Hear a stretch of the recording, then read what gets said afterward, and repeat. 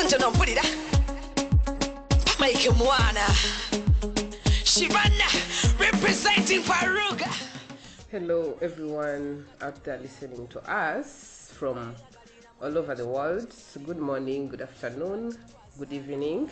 My name is Angel in today's podcast, and we are going to talk about sexual assault. We all realize it's the Sexual Assault Awareness Month, and this year's theme is building connected communities. What does sexual assault mean to you as a woman? Thank you so much, Angel. Yes, welcome so much, our listeners, to Baqueer Twogere podcast, a space where we just sit and chill and talk about life. You're very welcome. And we are Baqueer Twogere. She said what she said. We've missed all of you. We hope you are well and you're tuning in and commenting and sharing and not missing any episodes. We want to just welcome you to this episode that is a bit not masanyu, because we are going to take on the power of healing. Yes, how do we heal throughout this month? There's a lot of violations on women and nothing is being done about it. So on today's podcast, we want to talk about what does this month mean to us. Yes, and what are our experiences with sexual assault and what more can we do to prevent this? Also, on top of that, we want to talk about the documentation. Yeah, why is it hard for queer women why is it hard for us to report violations? And what can we do going further when it comes to reporting? And in the studio today, we have the most brilliant, smartest women. And please, introduce yourself. Oh, and I'm Sweet Chocolate, your host. Hi everybody. My name is Emotional Stripper. When I think about sexual assault, what I would say is just somebody taking something from my body without my permission, or making me feel a certain way, especially without my permission. Anything that is done to me that I have not consented to with the intent that leads all about sex is usually where my mind goes when I think about sexual assault. Yeah. And Chikawa here.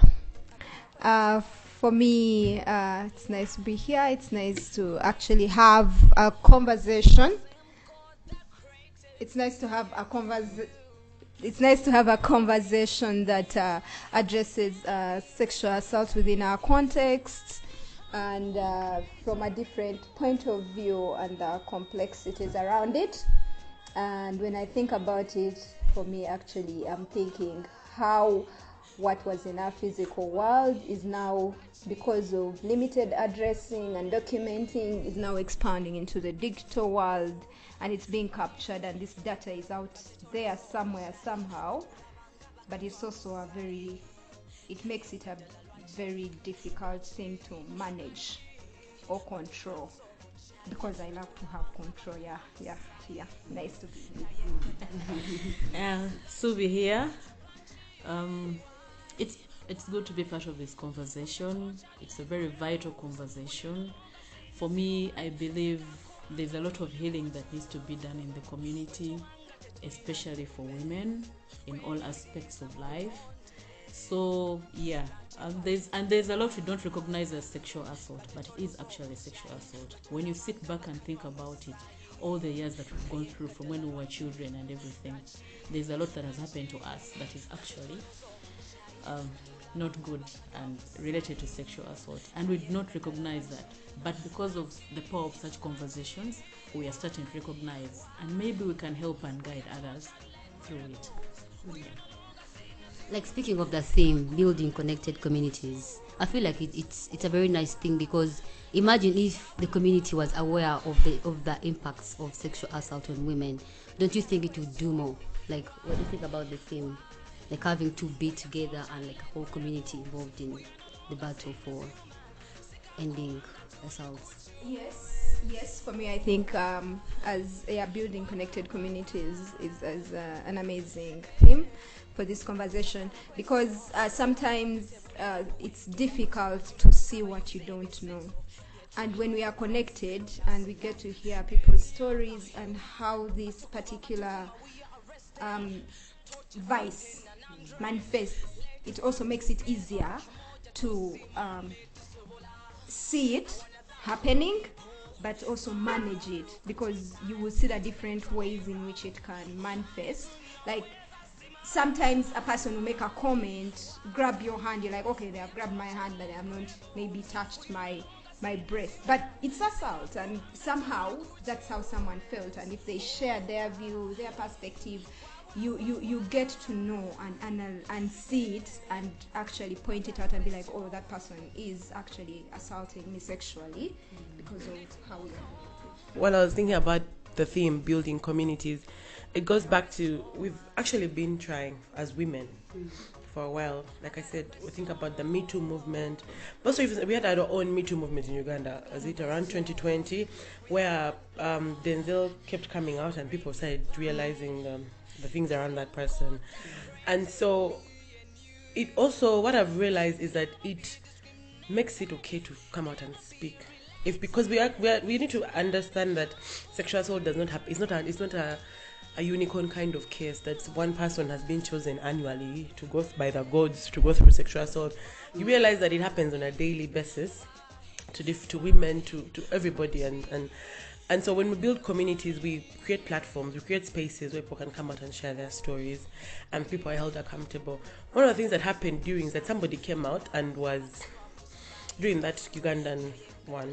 There's somebody who was spoken about, and that person had gone through something through that person, and I had not said anything, and all these people came out and they were having all these things to say, and in a way I felt I could also come out and like contribute, like add my story, my part of the to that. So there is power. Sometimes it's very difficult to stand alone.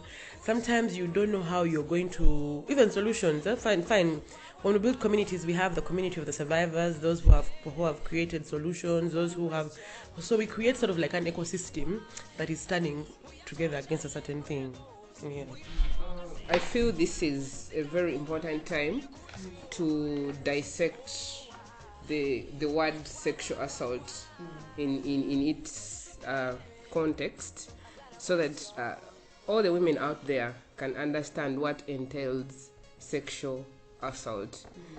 I think it's a good time to dissect, to disseminate this information to the women out there, in a sense to build communities. You know, it's only when people have a common understanding of a certain topic or a certain idea that they can actually support it, they can actually come on board and participate in whatever is going on.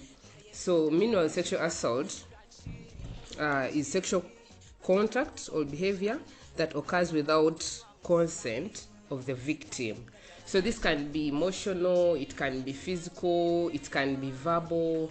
So the fact that this month is giving us the space, is giving us the time to dissect sexual assault, I think is very important in our fight for equality and fight against discrimination of women. Yes. What is the difference between sexual assault and sexual harassment? Like, how do you know you've been sexually assaulted and not harassed? Like, I think there's different kinds of sexual violences that we don't sometimes differentiate. So when you go to report to the police, we need to be sure what you're reporting. So how do you go and report sexual assault?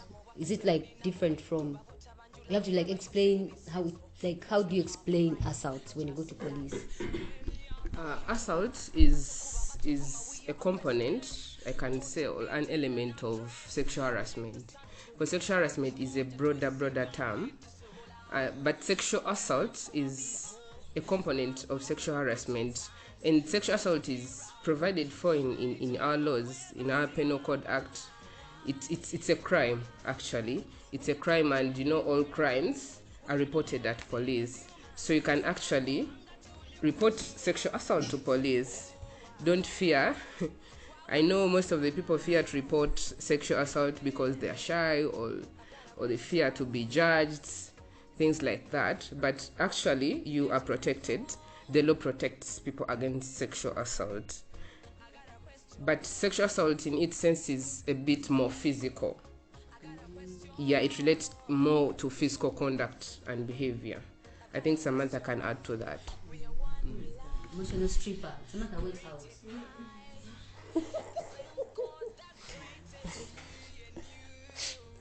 Yeah, when we're looking at our kind of when we look sexual harassment and sexual harassment, like Angela said, is a broader term for everything. And I think our organizations or our movement is moving toward every organization having a sexual harassment policy. Then there's one about a whole community general sexual harassment policy, so it embodies what would actually then be sexual assault. But I feel like now going back to what Angela said, my issue, or like what I would want to understand, especially from legal people, is the feasibility of the process of reporting sexual assault. Because I've done a lot of research around sexual assault, and every victim will tell you it's in very rare circumstance that a victim will go through something and think, let me run to the police. The first thing a victim will go through is, let me wash this person off me, let me cleanse myself from this deadly sin. And yet when you reach police, there are all these other ways. So how do you go around? Does that mean it's gone? Like, I don't have a... Do you get what I'm trying to ask? Yeah. So what happened? Are there provisions in that? Yeah, in that time. First of all, I'd like to inform the public that sexual assault, does not only affect women, but it also affects men and boys. So don't you find a boy who is assaulted and you undermine their experiences just because they're not women. What you've asked about the feasibility of reporting, yes, most of the times we advise you to seek legal counsel before reporting such cases, because, for example, if someone is raped, they don't need to first bathe and then go report, because we need that evidence. We need the evidence to show that you are really raped, you are penetrated in its sense. So that medical report is one of the key evidence if you're to pursue such kind of cases. So it's always good to have phone numbers of lawyers to always contact in cases like that.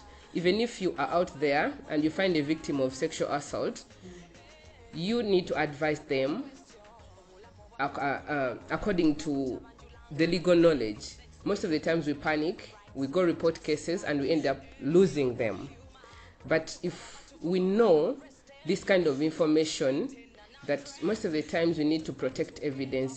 Sexual assault is really difficult to prove, mostly in the Ugandan context. It is really difficult to prove. Most of the times it's your word against the other person's word, the perpetrator's word.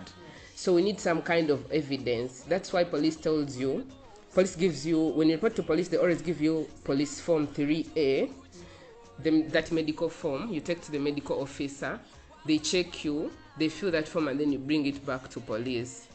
So that is evidence. That's part of the evidence, because one of the elements of rape in court that have to be proved is penetration.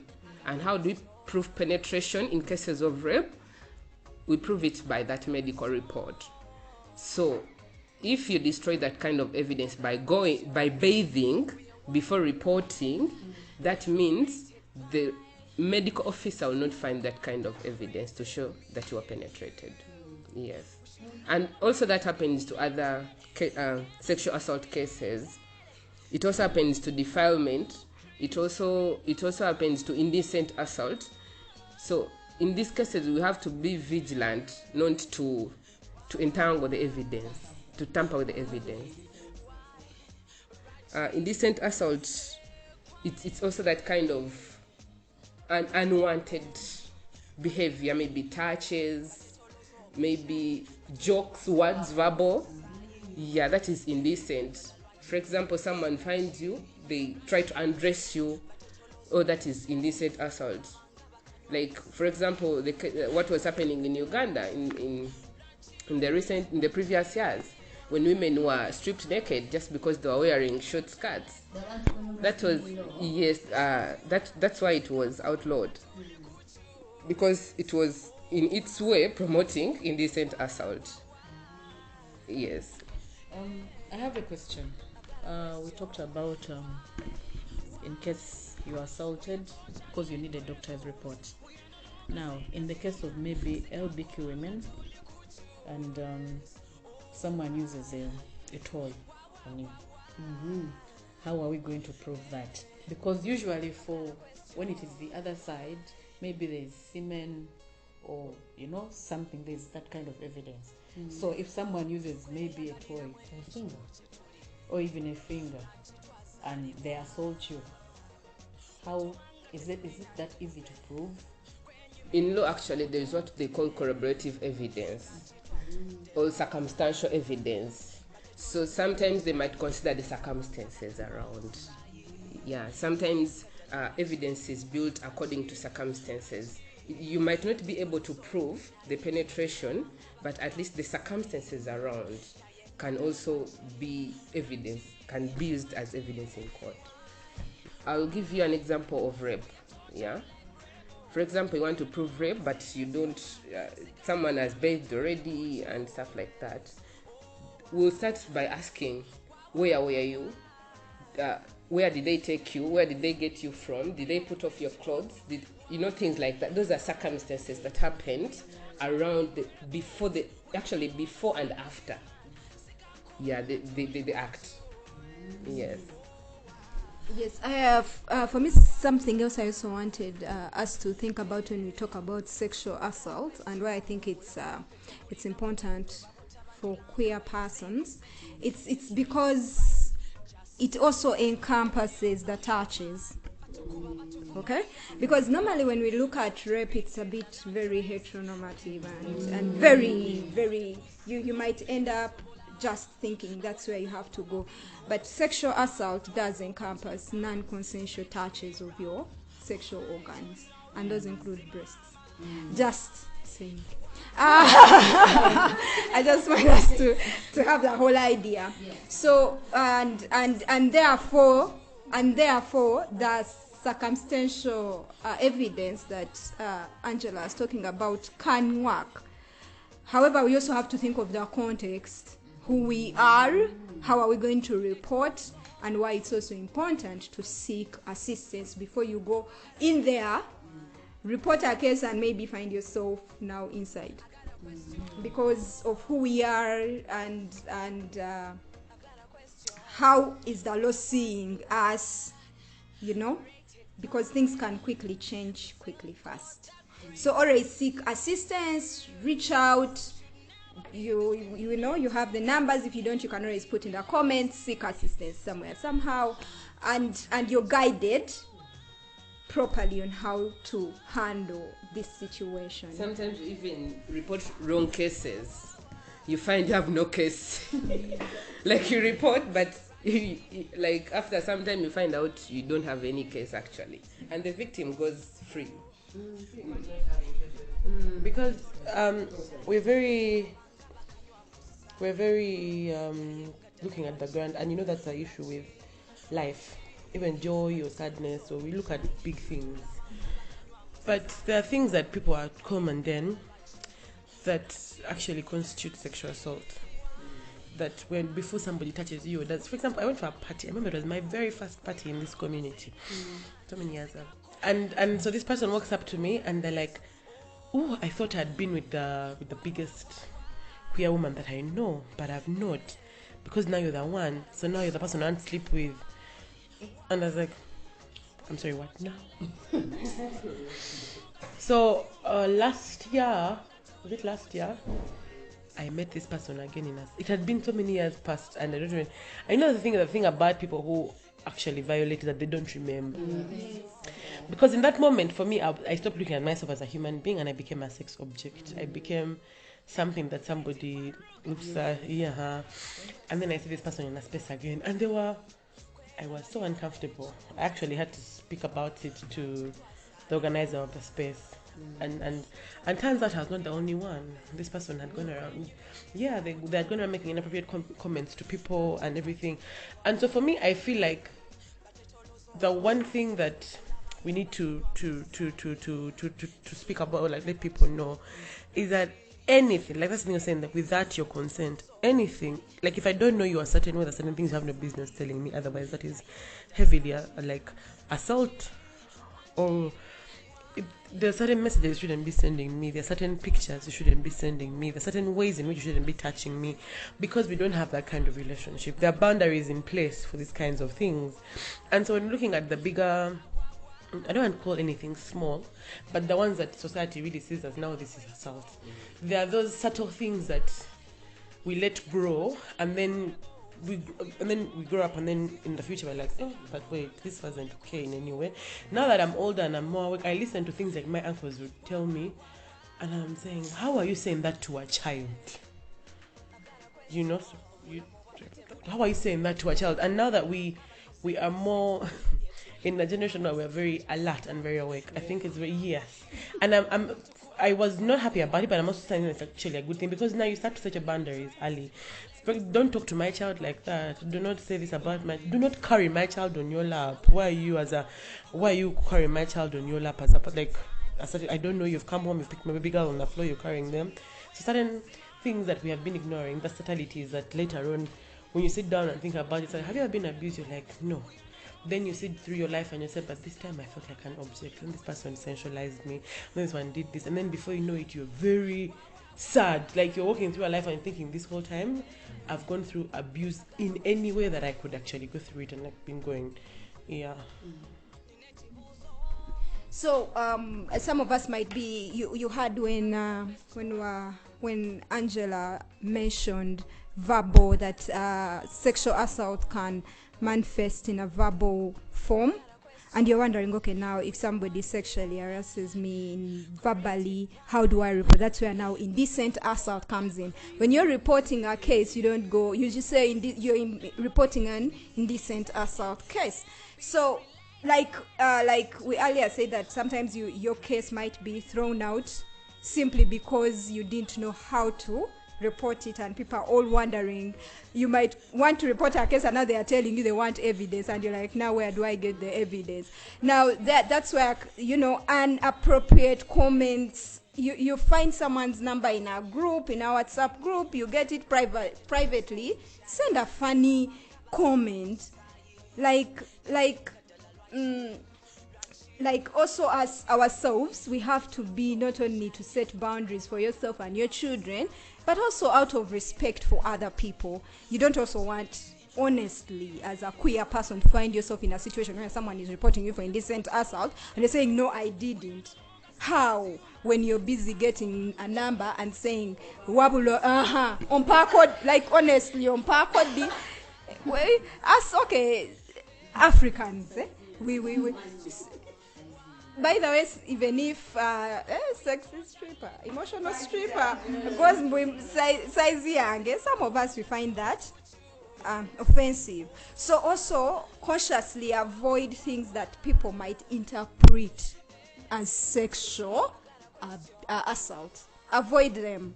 Just be neutral. Stick to the normal, basic words. Some of this jargon can actually insult someone. You find yourself that you're being reported and you actually don't think you did something wrong. And these spaces are there to educate us, to actually, so that we don't find ourselves in those situations. If I don't know you a certain way, don't talk to me a certain way, because then the line is very thin. But the line is very thin between this and that. So you stay with your people. Build a not somebody before you come at the thing we're talking about earlier, action versus principle. Somebody, it's the same action, but because of a certain maybe relationship I have with somebody, I'm okay with them doing that. You'll see somebody tapping my ass, you so you come, before you know it, you're in jail. Because you don't know me like that. Why are you doing that? I think I've gone through some of those stupid assaults. I call them stupid because they're stupid. I remember when I was a child, my uncle told me I was irresistible. Like, that thing made my heart so scared. And then they used to have these book conversations of like, we go for holiday. Because I'm like, yeah, like the whole family, we all go. Right? Like, don't tell the family, just planning between me and you. Because me, I'm thinking, favorite uncle. But when they abused me, I thought it would now remain like, That's why I don't tell family. like they're going to be the ones to abuse you. They're going to be your first abusers. And then when you report, because how can you report your uncle? It's very difficult. I wanted us to go to impact, but before that, I want Subi to tell us. Someone has come to you and they are assaulted. How do you help them? How do you refer them to the help? Yes. First off, you have to establish what relationship you have with this person. Yeah, if they are your friend, if they are just an acquaintance, or they've been referred to you. Yeah, because there are different relationships we have, and then you have to establish. Can you talk to the person and ask them, are you ready to talk about this now, or do you just need a shoulder? Yeah, to cry on, because you might go deep into. Do not ask questions like why, what did you do, what were you wearing. Those are very, very insensitive questions at that moment, because this is someone that has actually decided to be vulnerable with you. Usually when ask what happens to most people, they block it out, they go be in a corner, be by themselves. You just see someone withdrawing. If you know them, like, people are not as jolly as they used to be. But if someone actually comes to you and they're telling you what has happened to them, or they're telling you, maybe just hold me for a minute, or I just need you to be here, give them that grace. Do not ask immediately. And if they are ready to talk, usually they will let you know that they are ready to talk. So it's how they approach you also that helps to guide you on how to help them through a certain situation. If someone is ready to talk there and then, yes, let them talk. And then also calm them down. Usually we're very emotional in such instances. So if you can calm them down, because usually when you're calm, or when the person calms down, they are more level-headed, and then you can plan a way forward. Because someone will come and tell you they have assaulted me, later jambia to get it quality, but now where is that going to lead you? Maybe what is that? Go and cut them out. Like when you said something about what we're wearing, I remembered last year there's a day that they celebrate, so it's a whole month, but there's 16 days GBV gender. Women, while United UN Women put on an exhibition and about what women were wearing when they were sexually assaulted. There was a gomesi, there was a child in a school uniform, there was a baby in a diaper. Like, they put a baby like these ones is for babies. Like, it was a very heartbreaking exhibition. And also, so for me, like, so exactly what you were saying. First of all, to come out from the way of thinking that there's anything we can do to invite sexual assault. There is nothing. What causes assault are people who assault, period. As an individual, there is nothing that you can do that can bring you to be sexually. People have been sexually assaulted in churches. The story of let's leave alone even from the history of sexual assault. Medusa and Poseidon, if you believe in Greek mythology, Medusa was assaulted in Athena's temple. She had gone to pray. And that's why, and meanwhile Athena is the origin of rape apologists, because she actually punished Medusa and turned her into a snakehead instead of punishing the person who raped Medusa. And we realize that we also have that whole so I just wanted to say there's nothing under the sky. You cannot dress a certain way that will make your boss start sexually harass you. And also you have the power to tell your employee to dress a certain way. If that's again, it goes two ways. You can speak up and say, "Guy, I know this is body autonomy and whatnot, but I struggle with these kinds of things. I'm just kindly requesting if maybe you could dress a certain way. Put on a dress code. Give your employees t-shirts. Tell them to put on trousers if you know you struggle with a certain thing. But you cannot say you harass somebody because of how they came showing up to work. So I just want to say there's nothing. And I'm so sorry to anyone. And if anybody has ever made you feel like it is your fault that you went through a certain thing, or why did you pass there at night, or why did you do this? Well, it's a way to my home. Where do you want me to pass? Should I teleport to my house and then say, but what do you know? And so there's so many stupid questions that we have asked people, and we have put people in positions of feeling like they invited certain things. And also that victim blaming is what makes people afraid to come out and speak. So for me, I just want anybody out there who feels like whoever felt like they did something that invited this to them, there's nothing that you did. There is no way you could have caused what happened to you. The reason why what happened to you happened is because you faced a person who is an assaulter. And there's nothing you did to turn the person into an assaulter. And start the journey of letting yourself go from that pain and moving on and realizing that you actually are a survivor from all this because you went through that thing and actually went through it.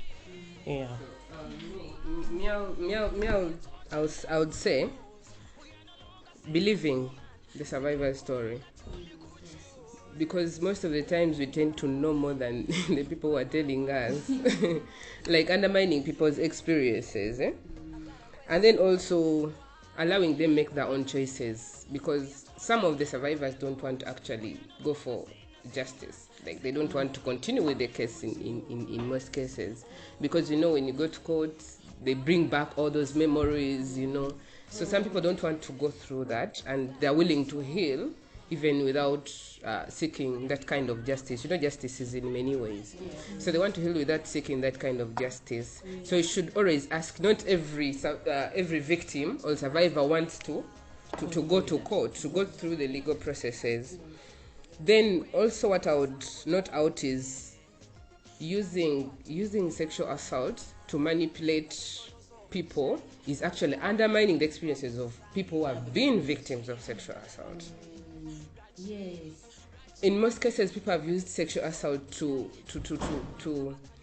undermine people's jobs, like to make people look a certain way, to make people to revenge. Thank you. To revenge on people, and it's not cool. It's not good at all, because that means you are trying to shrink that space that would have been used by someone who has gone through the experiences. That's why we get scenarios of people not believing other people's stories, because they relate it to the other person who was actually lying. Yes, that's all I could say. Maybe even giving them a non-judgmental environment. A non-judgmental environment. You will not find, for example, Chocolata is maybe sad about something else, and then you come from nowhere and you're like, oh, ma'am, she might be sad because she went through the other thing. Sometimes that kind of sympathy reminds. Sometimes that kind of sympathy triggers the victim, the survivor. So we should always be cautious and be trauma informed when we are handled. If you can't handle a case like that, a case of sexual assault, please refer that person to a more professional, setting or person than you handling it in your own way and ending up impacting the individual negatively. Yeah. Also, I understand some of us normally when these issues, when someone has experienced sexual assault, they always want to reach out to a person they are most comfortable with, because we somehow relate it. Of course, we say sexual is private, what sexual things are private, then that goes back to, oh, this is something so intimate, it should be talked to someone I can trust. So should you find yourself in a position where someone is reaching out to you because one, they trust you and you're not informed, guide them, make them feel comfortable, but also reach out to a person you can trust and seek their consent.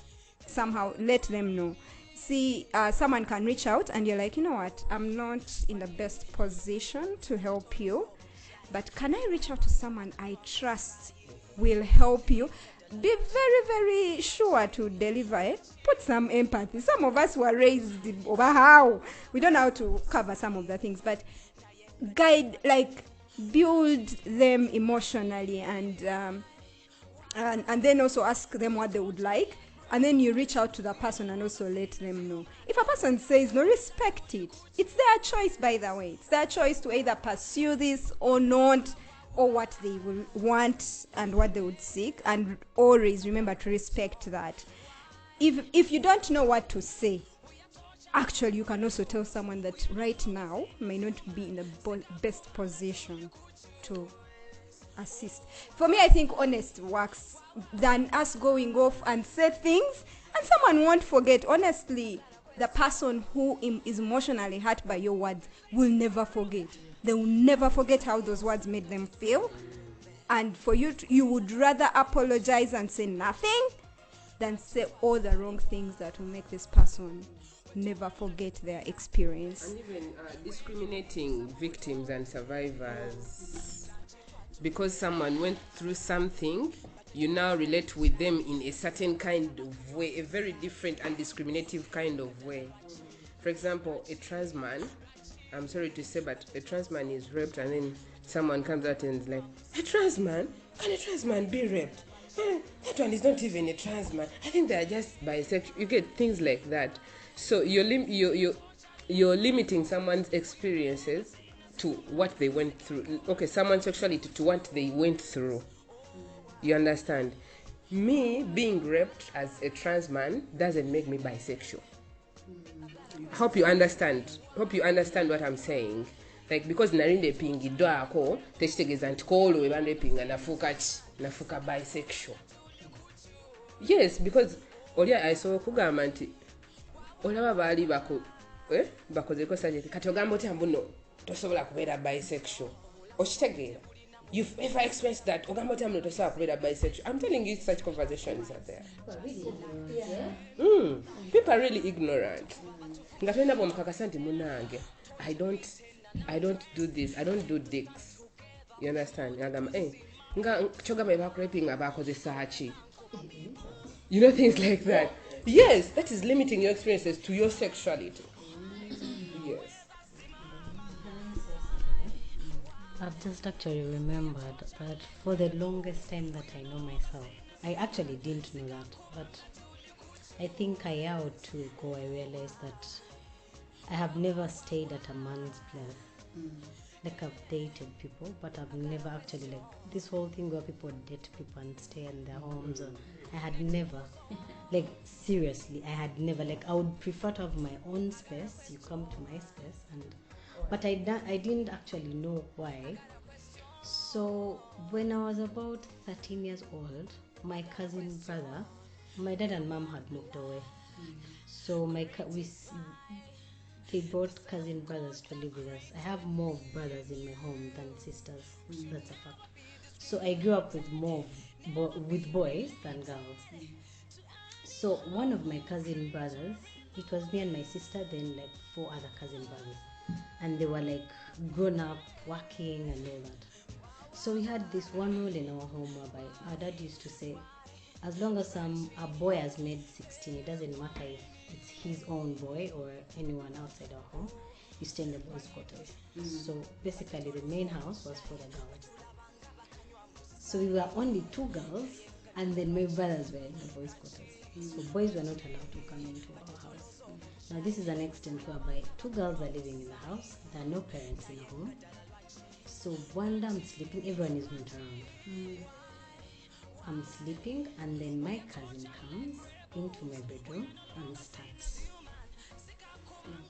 I'm sleeping, but then I think we have that sixth sense or something. It's like a dream, but you feel like someone is touching you, because I was sleeping, not that you've just dozed off. I was literally sleeping. Exactly. So it was like something telling me, wake up. Wake up. So when I woke up, my brother was sleeping beside me and like touching me. And in my head I'm like, what the are you doing? It's like, well, the grown up girl, you know what it means. I'm like, what does it mean? It's like, no, you know, okay, I didn't mean to, but I'm a boy and I feel like, and I'm like, but I'm your cousin, you know that, right? He's like, yeah, but you know, I would rather do it with you than anyone else. Now it was about 30 minutes after my other cousin came in. So being young, I thought I would talk to him and he would understand. So I tell him, oh, you know, so and so was doing this to me. And I think to him, it was also normal. Because his response was, it can't be. Like, he didn't call me a liar, but it was more like, it can't be. So from that day, I hated someone touching me.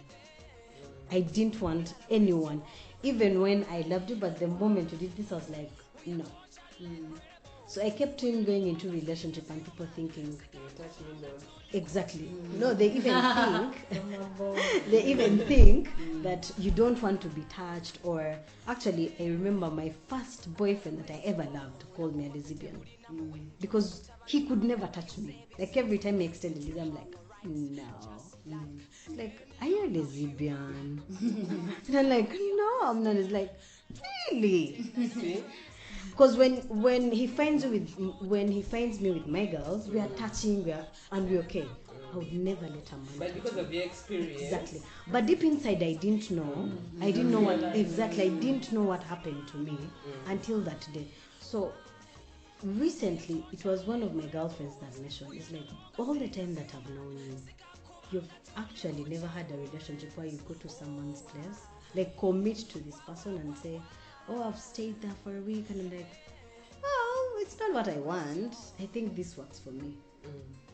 But I literally sat down and analyzed it, and I'm like, oh my God. I hid it so deep into me to not be true that I didn't know the effect it made. So sometimes people have things that have been done years ago. You're acting a certain way and you think it is normal, but no, it is an assault that actually made you exactly. You feel like you're setting boundaries. Exactly. And I don't even go back to, oh, I was done this. No. I never thought about it. Never, ever, ever. Because I remember I told my big brother. My big brother came back and I told him, this person did ABCD. It's like, even me looking at my sister. This is a person we live with at home. And he was like, I've given you 2 months. You look for where you're going to stay. So in my defense, I didn't know what it would do to me. I didn't know. So I hid it so deep inside me that it wasn't so true because I was the angel of the home. I was the baby of the home. So nothing wrong could ever happen to me. But I actually didn't know that all the things that I was doing was actually from that day. As Mary, as Papi has mentioned, these are traumas, like these things cause trauma. Yeah, PSTDs, and you cannot function the way you used to be. I cannot have sex with a person if I've not initiated it. So if a person wants me, it's hard for them to get me. I have to be the one because I don't trust you. I trusted people so much and then I was just always violated. So I've put on that whole like that whole wall. Yeah, like a wall, because if I want to touch on you, I'll touch you, but you don't touch me. Those things of sleeping, then you just come and I'll literally just wake up and feel like you're going to attack me. So what violence does to us is it puts us in fear.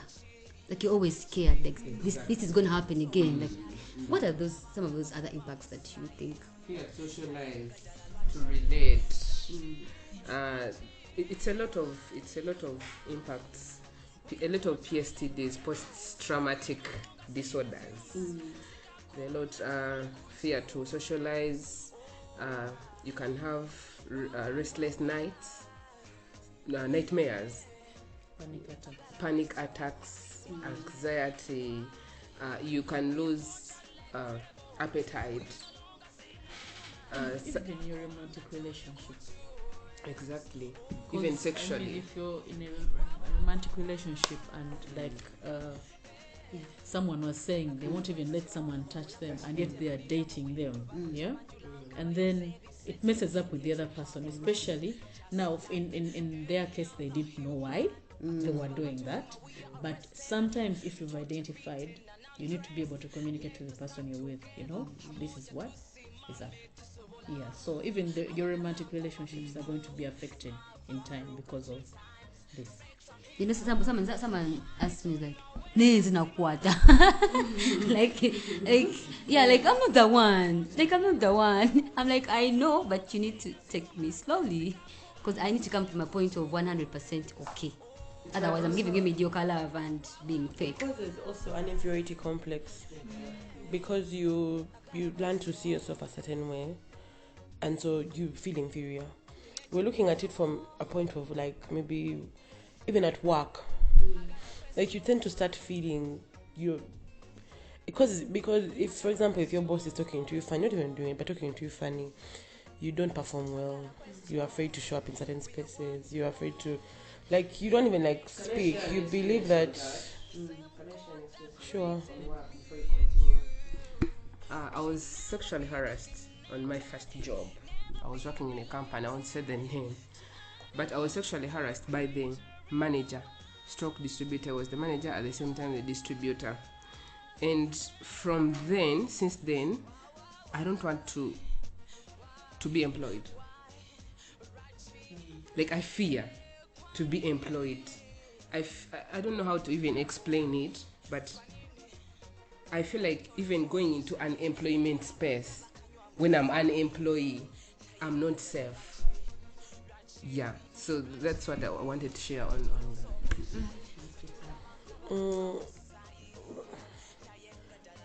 Usually, also, to further explain the inferiority complex, you feel like when people see you, because you know what has happened, that is all that they can see. So you feel like that's where they're taking you from that level. And also, you start to doubt your ideas. For example, if your boss is actually harassing you and they start implementing your ideas, and you wonder, am I really this brilliant, or it's because this person has an ulterior motive? So you're wondering how you fit into spaces. You get afraid to even like speak about things you love. You get afraid of being seen. If you're a kind of person who, like, rooms you enter, people have these opinions about you. You try to shrink yourself as much as possible. I don't want to be seen. Maybe if I'm seen, this will happen. You don't have a social life because of that. For example, me, I don't go to downtown. I don't even know. Recently, I was attending a meeting in town. They put a weird thing where Pioneer Mall used to be. I don't know. Yes. It's changed now. And I'm like, but it's because of all that catcalling. But catcalling is sexual assault. It's because of all that catcalling, and so certain pieces of you, like, you start to shrink, to disappear, and it's not. And that's what I think. I'm worried. The thing I was saying is that it's in the subtleties. Those small things that people don't. I've given you, like, you've taken going to turn away from me. And so those small things that later on grow up to become grand, it's an impact. Also, it's expensive. Like, for now you start moving maybe in an Uber, because if you're in a border, they start hitting on you. It's expensive. Like, there's so many impacts. And then also you need to get a therapist, because now you've fudged up. You need someone to rebuild you again. You're spending money and time with therapists.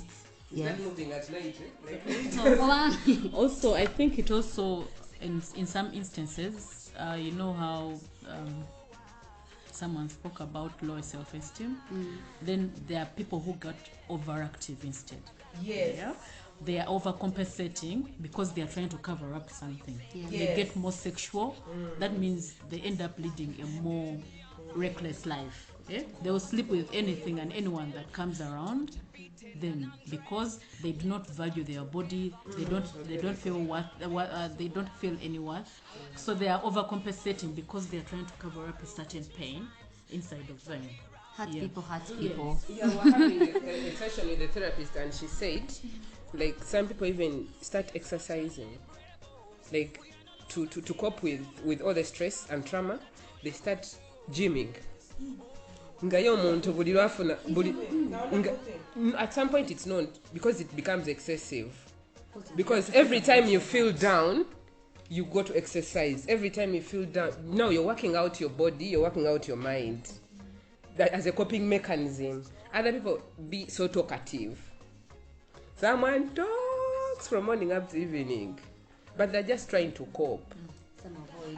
Yes. I wanted us to also, these things may happen or may not happen. Some of us also worry. You might find that's how you find people sad and you think they were sexually harassed when you ask them, "Hey, were you?" No, it just means we all have different ways of coping. Yeah. So of course it's important that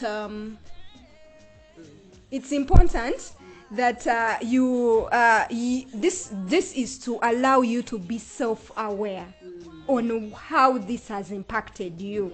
And if you're self-aware and you know that, okay, I might be doing this because of this, you know the root cause, then you know how to manage it. Also seek assistance if you need it. Don't think, don't find me ranting and you think I was. Is revenge porn sexual assault? Yes. We didn't talk about it. Yes. We didn't talk about it. Yeah, but some of these things are happening and people don't know are being assaulted. The digital era has made this even more complex. You guys, it's very complex. You know, someone can build a whole misinformation story about you, assault you, and you don't even know where to begin. Like, an AI will literally build you and your body. It goes out. These are your images, and you're naked, my dear. You're moving. Things are moving around. But now, and then these things, and the problem is, let me try to paint a picture. I'm mad at an ex. I create an account. Not 1, 5, or 10. No, different names. I post it. Remember, these systems might be able to kind of spot out some things, but they might not spot out other things. So I create the accounts, maybe on X. I post it. When I post your images, I go to all the other 10 images, the other 10 accounts. Yeah? I comment, I post. Right? Here I'm following people, I'm doing all these things. Now, they are algorithms, right? What they are saying is that this thing is trending, right? So now everyone who comes on my account, then it posts. You see how it is moving, and it looks like it looks true, it's moving, but this is something I've thought about very deeply, to do something so terrible to you. And now if you decide, okay, welcome to Uganda, where our digital laws are very interesting. How do you seek justice? Where I don't start from? Why are you acting like we don't have local solutions, local problems? What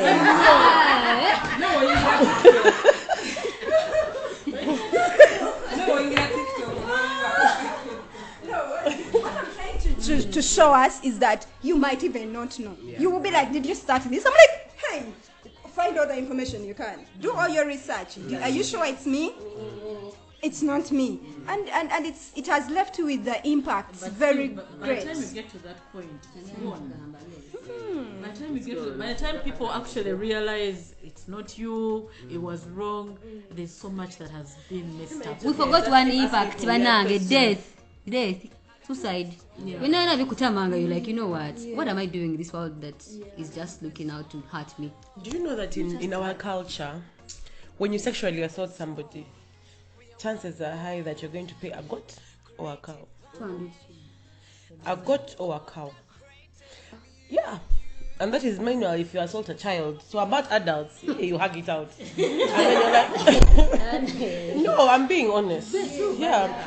Oh, and so you look at even the systems that we are following, that we've been put in place, are just, they are leading towards, and it's so funny how I don't really want us to move without talking about the possibility of sexual assault even in consensual relationships. When you're somebody you're dating, the consent part of it, what is consent, when do you withdraw consent, when do you give consent, is there such a thing as consent during sex, is there such a thing as consent out of sex, and these are kind of and you know, when you, there's certain things that you, and I hope that we listen to this with an open mind, to also realize when we have also been perpetrators, which is okay. Yes. It's okay for you to, okay, it's not okay, but like you reach a realization of, I did something I didn't know. Now I know better.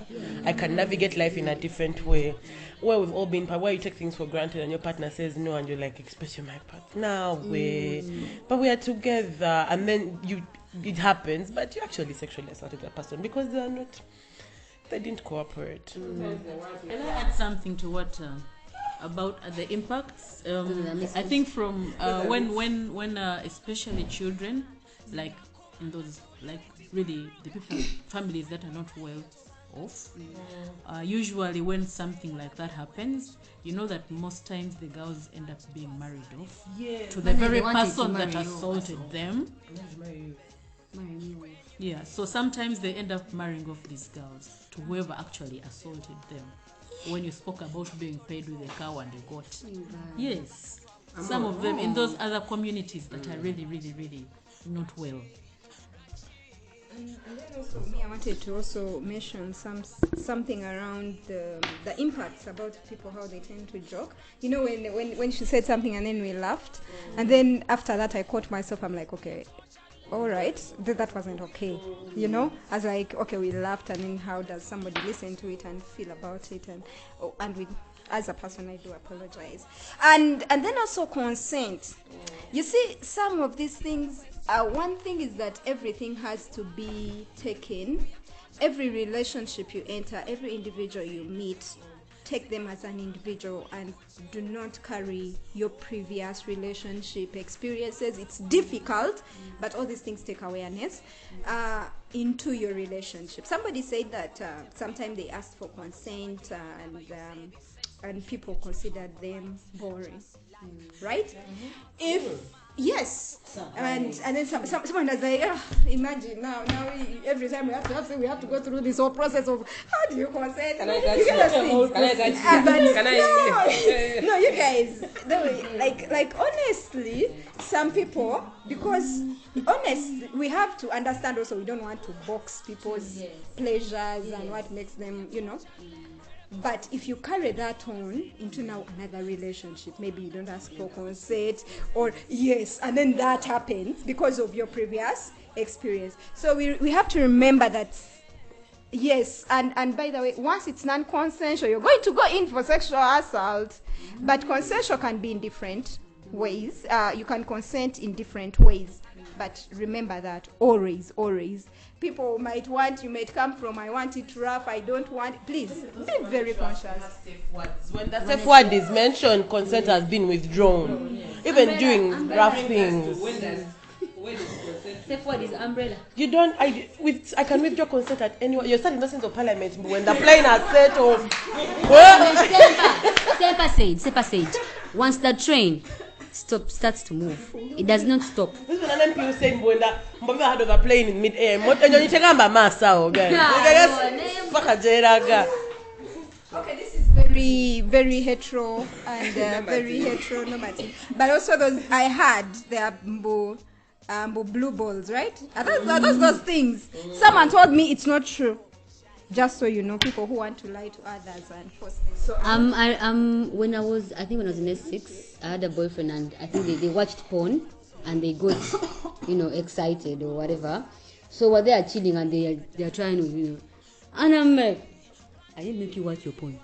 Then they were like, they started crying. Mbuno, they have blue balls. And I'm like, what are blue balls? See, mine are blue balls. I don't know what they are, color blue. Like, I'm feeling, I can't breathe. And you guys, I was so scared. Me, I ran out of the room. Deal with it. Mbuno, he was so turned on, I should give him back. I should help him and give him. Let me just brush. I won't even just brush. That's what they say you get. I think It won't end. I won't move. It has shoulder. I think sexual assault. I think we'll also talk about it when we come to the legal question. But sexual assault should be classified as offenses against the person, not morality. Yes. Like what we were talking about, like in some cultures, when someone rapes you, again, you're forced to marry that person. So that means it's according to that culture, and culture continues to evolve. No, I don't think evolves. it's because of culture. It's because of poverty. Sometimes Usually. it's even the culture. Sometimes it's even the culture. It's not the culture, it's poverty. What cultures? I don't Usually think it's cultures allow poverty. rape. Yes. It's fine. Yes, it's usually Yeah, fine. poverty. Pay a cow or goat. It's usually the poverty that brings about that situation. And how they handle the whole situation. Sometimes they might not say that they allow rape or not, but how they actually respond. It's like they allow it. So because if you tell me someone just pays a goat, that means someone will buy 100 goats and go rape 100 victims. You get? So even the laws that we have, actually, they're actually directed to morality. And you know what is considered moral differs in the different societies, and cultures evolve. Today, Uganda might be against homosexuality, but the next day, you might find when Uganda accepts. So does it mean that someone who is offended cannot get justice because the society accepts like some act. So I think even the laws should be specific. Yeah, so what are some of those laws, Angela? You can share with us. There are a lot of laws when it comes to sexual assault. There is the Domestic Violence Act. We have the Sexual Offences Act, which we tried to repeal, which Parliament tried to repeal, but the president refused to assent and sent it back. He was like, some of the acts covered in this amendment were actually covered in other laws. So he told them to go back and come up with a comprehensive act of parliament. So he refused to, but okay, at some point it was 50-50. You know, laws cannot always be 100% pro people. Sometimes it's against some people, some groups of people, mostly vulnerable people, like the queer people. Yes, so we have the sexual assault, we have the Penal Code Act, Cap 120, and that's the one that includes most of the crimes. It defines most of the crimes. We have rape there, we have indecent assault, we have unnatural offenses, and section 145 we have defilement as well. So there is a certain case, you know, it was very interesting. It's called Uganda versus Kusemerera. Now this defendant raped a girl of 16 years. So they were reported, and their case was rape. The case was rape. You understand?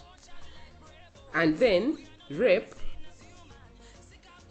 is for people who are above 18 years who can consent, and children cannot consent.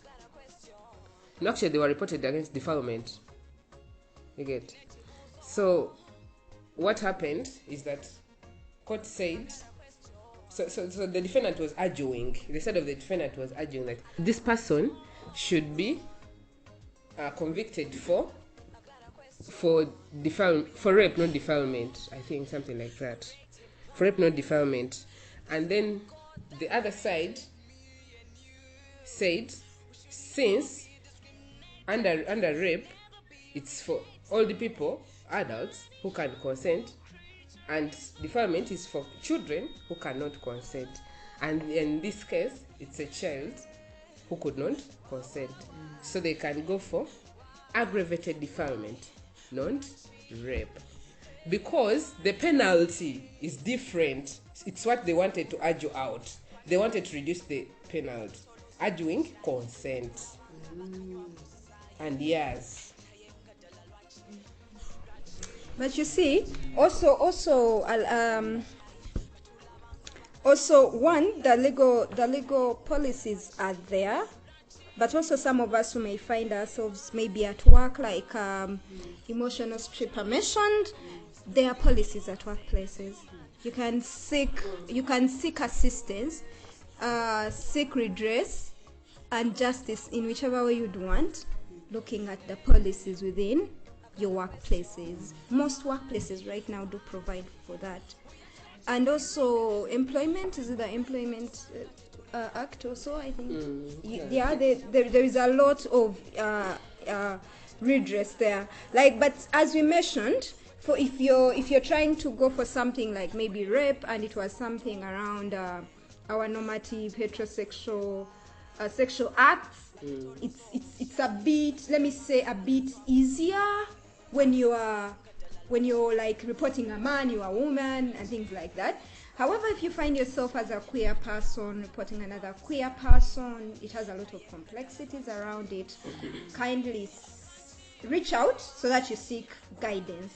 like Angela said also, where people go in and then you find yourself, you want a particular case, you want to report particular things. There are legal ingredients in there that can help you. How best do I report the case so that I don't have to struggle with some things? You know, now evidence, you go for rape and then they would want evidence, then it was a finger, then I tell what, things like that, and then you become frustrated by the whole system, and you say, "Even to be a Uganda TV caller." But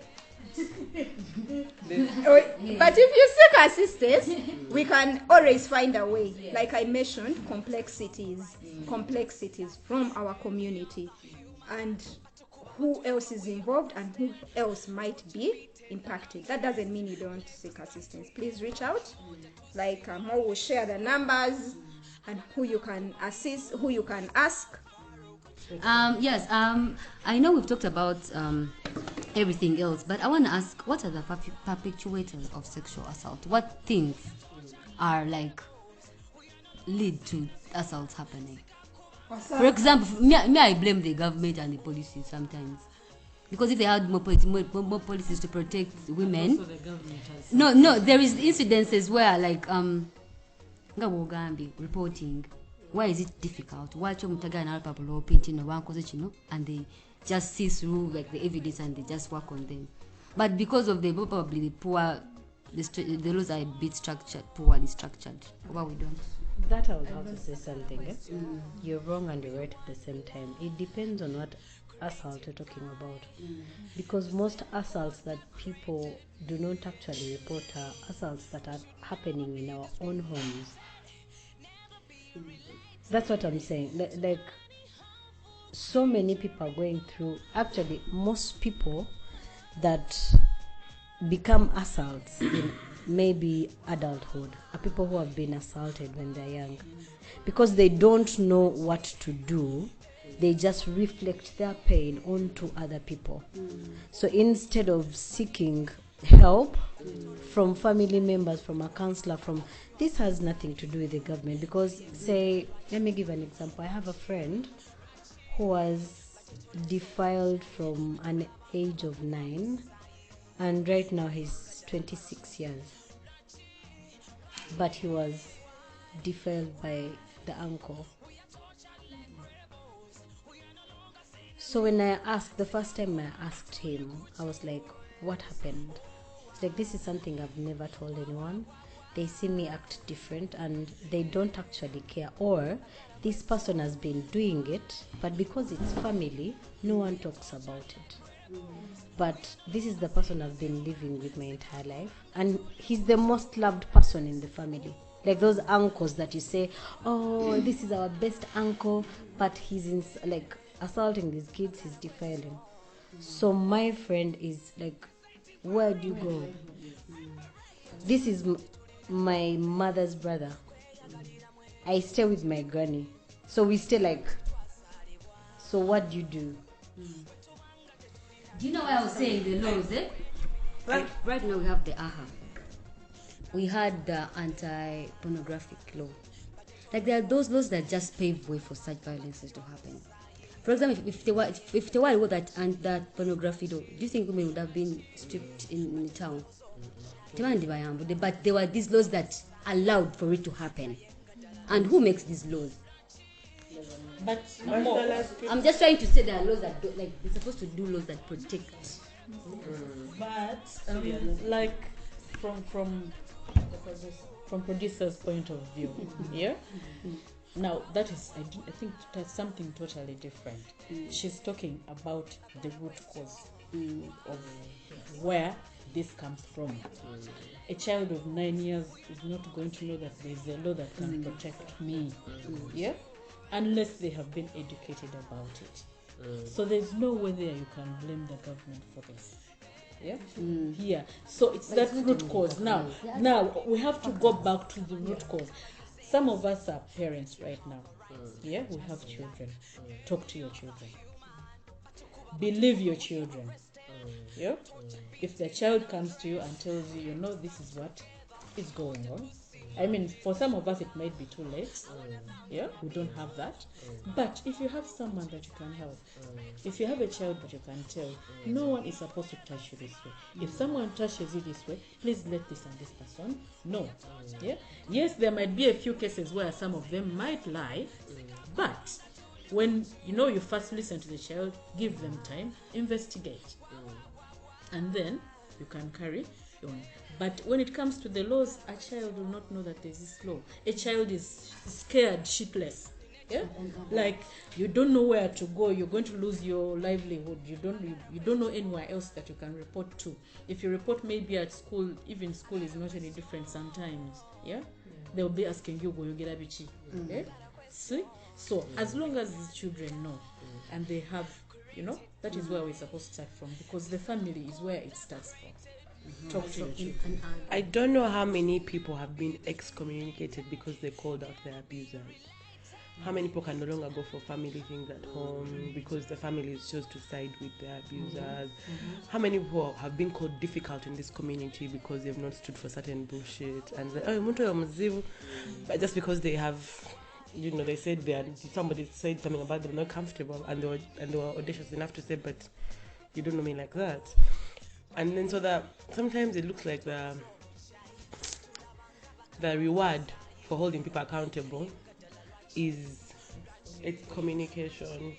And so it makes it very difficult, even with functioning systems, for people to come out and like, yeah, but me I want to say, you speak nonetheless. They'll be like, no, it's not even about being a vigilante, right? Oh yes, I'm a vigilante, but about this, better way to do something that is very weird to share on this podcast.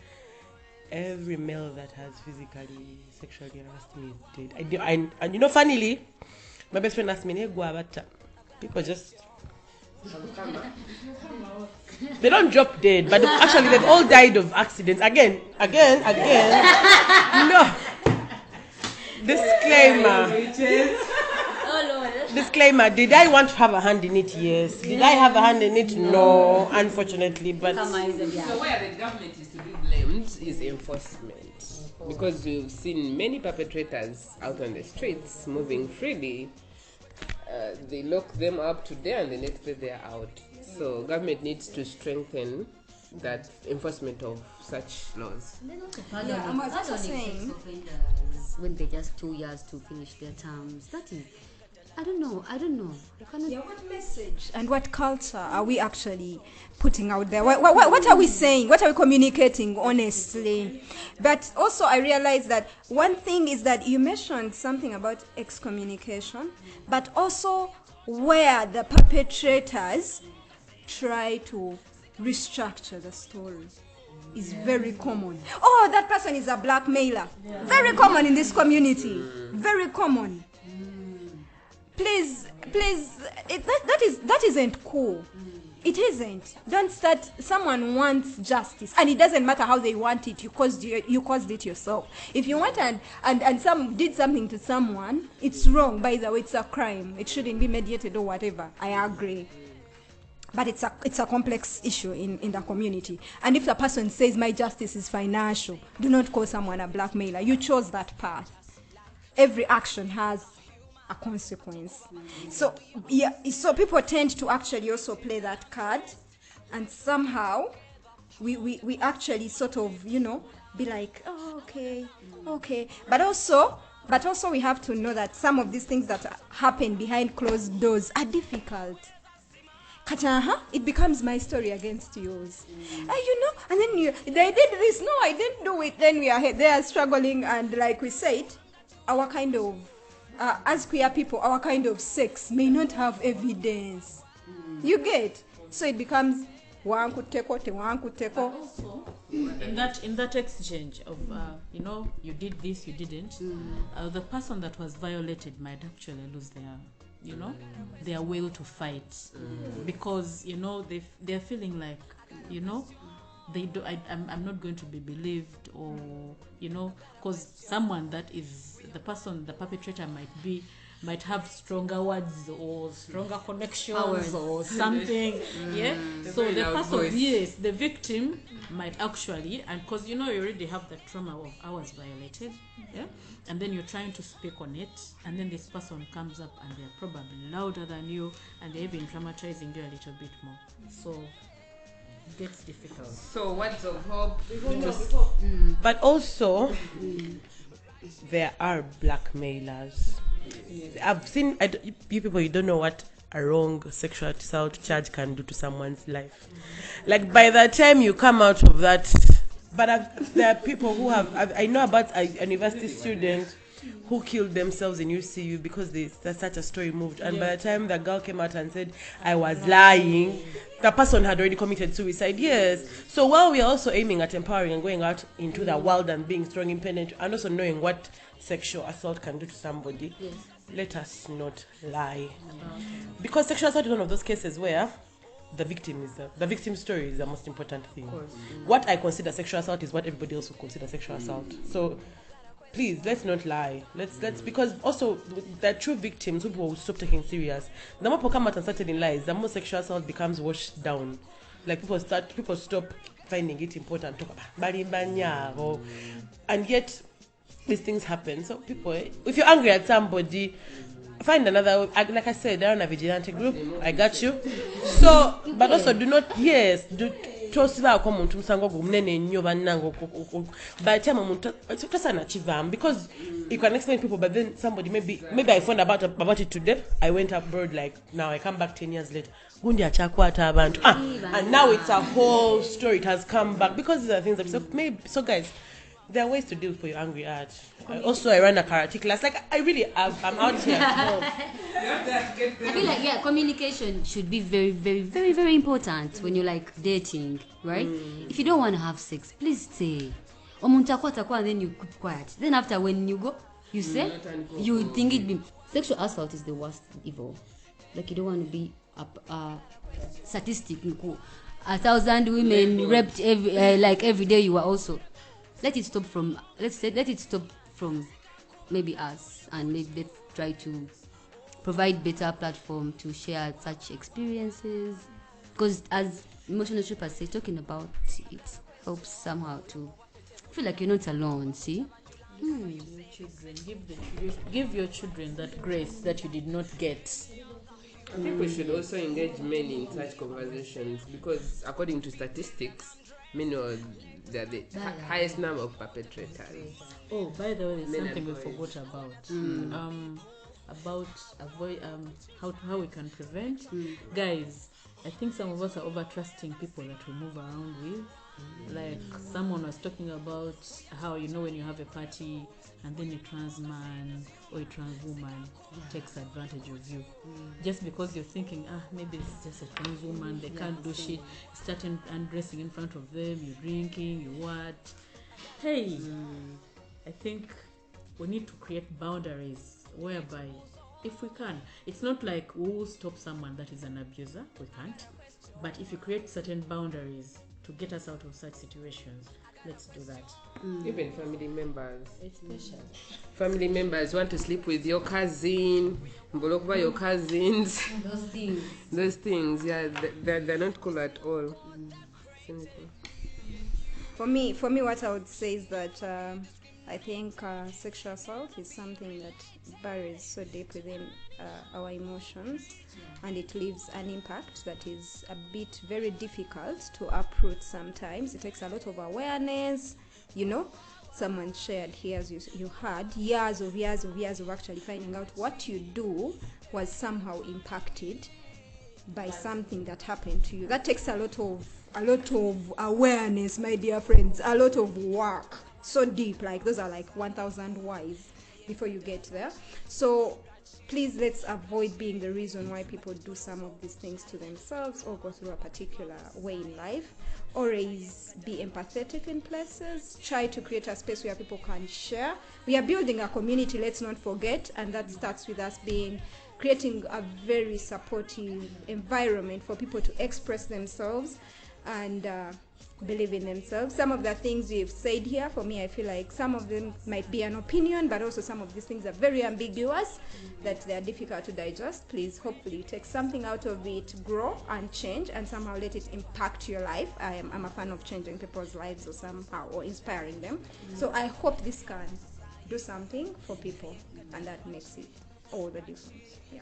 To everyone that has gone through this, please know that you're valid. Please know that you're loved. Please know that you are worth everything in this life that is good. Please do not give up. Keep working, keep healing, and may everything that's good come your way. Thank you. Survivors of sexual assaults out there, I want to say that you are seen, heard, and believed. The experience is valid, and you deserve support and healing. You are not defined by what happened to you, and there is hope and love on the other side of your pain. You're not alone, and there are people and resources available to help you reclaim your power and well-being. For me, I just wanted to say that drowning in a pond and drowning in an ocean is drowning. So just because you listen to somebody's story and yours starts to feel a bit small, there's nothing small. Please share. Talk. Whatever happens to you is valid. Your pain is valid. The things you're uncomfortable with are very important, because slowly by slowly is how you start compromising on even the big things. So never feel like, but people are actually sharing real things. Even your things are real. They're also important. Yes, that's your story. That is your reality, and you're not okay with it, and every story is valid. Never feel like it's too small or too this. For me, I'll listen to anything that you want to be. Yes. And also to the sexual assault people out there, your days are numbered. You be there thinking you're hiding, but also it's okay for you. It's not too late for you to change. There are people who are utilizing the fact that we are a community of technicalities, a community that is not able to have some of these things enforced, and you're hiding behind that. Remember, the Lord is watching you. Something is going like this. Let this be your turning point. Let this month be where you change a new leaf and go out, apologize to the people that you've go out and validate that. Don't but stop gaslighting people. Somebody tells you I'm not comfortable with this, and you start making it look like they're crazy. No, change. Let this be when you change, and let this moment be when you start a new leaf. Let us move forward, different people. Yeah, and anybody that has been a survivor, I see you. I'm very proud of you. We should actually start marching. We should take a hashtag or something. Yeah. March. Hashtag you are loved. Hashtag you also are name and shame. The name and shame thing really worked. Yes. Name and shame. Let's stop protecting these people. Name and shame. Me too. Hashtag queer me too movement. Yes. Well, wow. This was a very very very healing conversation, and we hope that you're listening, and you're going to continue working on your healing. And also our April healing wellness journal is out.